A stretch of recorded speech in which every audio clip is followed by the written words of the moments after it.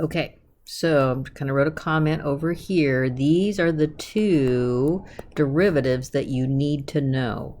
So you need to be able to recognize them and have them memorized. All right, so I see this here. If I pull the 2 on the outside, you know that pulling constants outside is not a big deal.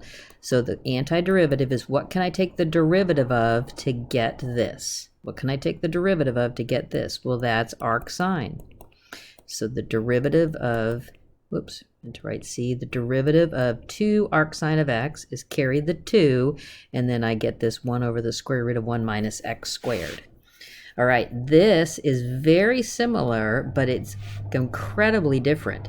This x here says it's not this arc sine. So this x here makes me think, well, I need to be able to take the antiderivative somehow. And so this is where it starts to get hard. Oh, I know. What if I try a u substitution, letting u equal the inside of the radical? So sometimes you're going to try things, it won't work, but let's just try this. So I get negative 2x dx. It looks like I've got an x up here, and this is an x dx. So x dx, let's see if I can pull that 3 on the outside. And then I can say, okay, negative 1/2 du will give me x dx, right? So carry the 3 along. X dx gets replaced with negative 1/2 du. Right? And remember, if it helps you to rewrite it, do it, right? So you could rewrite this as 1 over the square root of 1 minus x squared times x dx. So this x dx gets replaced with negative 1/2 du, and then I have the 1 over the square root of u. So take the time to pull the numbers on the outside, take the time to rewrite this as the exponent that it is, and then remember, integrate is increase the exponent. So I get this negative 3/2 that carries along, and I'm going to add 1 to the exponent, so I get u to the 1/2 over 1/2, or times 2. And then remember, you want to always replace what your u is equal to in terms of x's. So that's 1 minus x squared to the 1/2 plus c. So there's my answer. All right, so this is another one that's really similar, but take a look at this. What if, so I can't use arc sine, right? But what if I let u equal the inside function like I just did? Oh dear, look at this. I get x cubed. There is not an x cubed up there, is there? So this is not going to work. So I have to be clever. I have to think of something else. So I won't ever make you recreate clever. I'll just want you to learn clever things that I'm going to show you. And this is one of them. I'm going to rewrite x to the 4th as x squared squared. So again, I'm just going to rewrite this and ask you to think a little bit. Pull this x dx off to the side. So whatever I let u equal to, I want my derivative to be x dx. What if I let u equal just the inside of the square? Let u equal x squared. Then du is 2x dx. So that I can say 1/2 du is x dx. So remember, this substitution thing says take this out, put this in. So the only thing that carries along is the integral sign, right? X dx gets replaced with 1/2 du, and then let's be careful with what I've got here. So I've got 1 over the square root of 1 minus, and I'm putting u inside here, 1 minus u squared.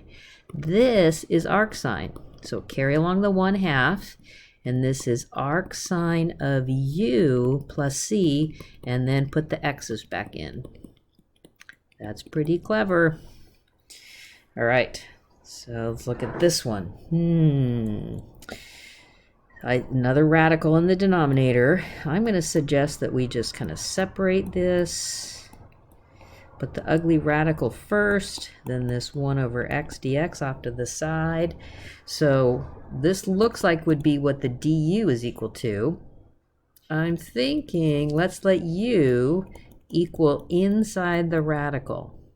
So what does that give me? Derivative of 1 is 0.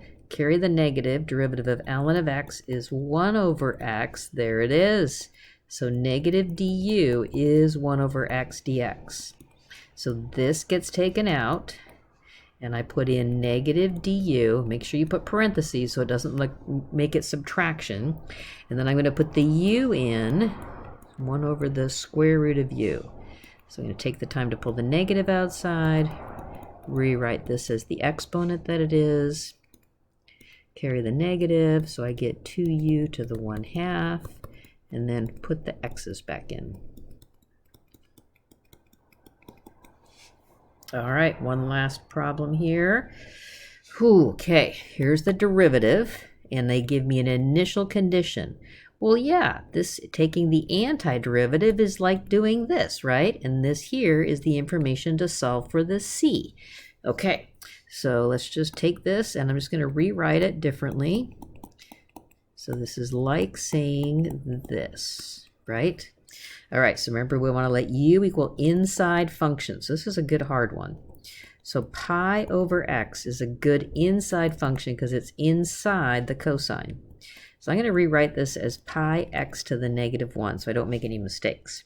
So I'm going to take the derivative. So du is -1 times the pi x to the -2 power. And then I'm going to take the time to rewrite that x to the -2 as 1 over x squared.